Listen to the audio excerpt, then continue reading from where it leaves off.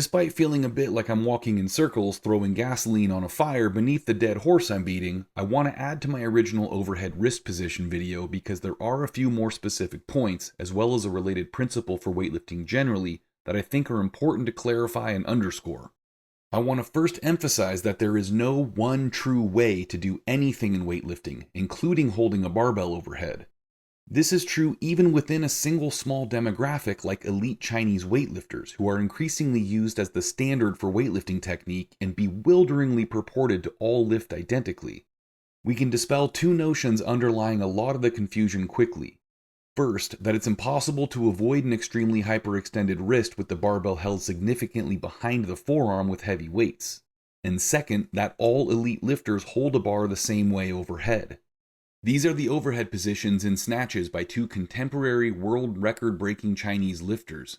We can see clearly they're not the same, and one equally clearly has kept the bar only slightly behind the middle of the forearm rather than behind the entire arm. Here are a pair of jerks from the same lifters showing similarly divergent positions. Interestingly enough, we can see Liu in his 176 world record snatch at 77 kilos initially receive the lift with the wrists extremely extended, but then immediately adjust into a much less extended position as he's stabilizing the lift. I teach the overhead position the way I do for an extremely simple reason. It most consistently creates the greatest stability and security with the least strain on the joints. This translates into lifting the most weight possible for the most people. The wrist does need to be extended considerably. The issue is how much, and more importantly, where the bar is positioned in the hand. There is no reason to place the bar closer to the fingers except to compensate for a limitation requiring another way to position the weight far enough back to balance the system. Heavier loads will increase the compression of the hand and wrist into an ultimate position, which is why we can't perfectly replicate the position with an empty barbell. However, this does not change the position in principle, and doesn't change the placement of the bar in the hand unless it's allowed to move through a lack of control or strength. That is, heavier weights don't unavoidably force a lifter to position the barbell closer to the fingers, even if they create more wrist extension than an empty bar because of the greater compressive force. There are a few simple reasons that some athletes of even the highest caliber will diverge from what I'm calling the optimal position. An athlete may begin their career using a poor position because of improper or absent instruction, a natural weakness that was never adequately addressed, or limited overhead mobility forcing compensation through bar placement in the hands. This results in years of training that position, which accustoms the lifter to it while also preventing the progressive strengthening of a better position that would otherwise occur.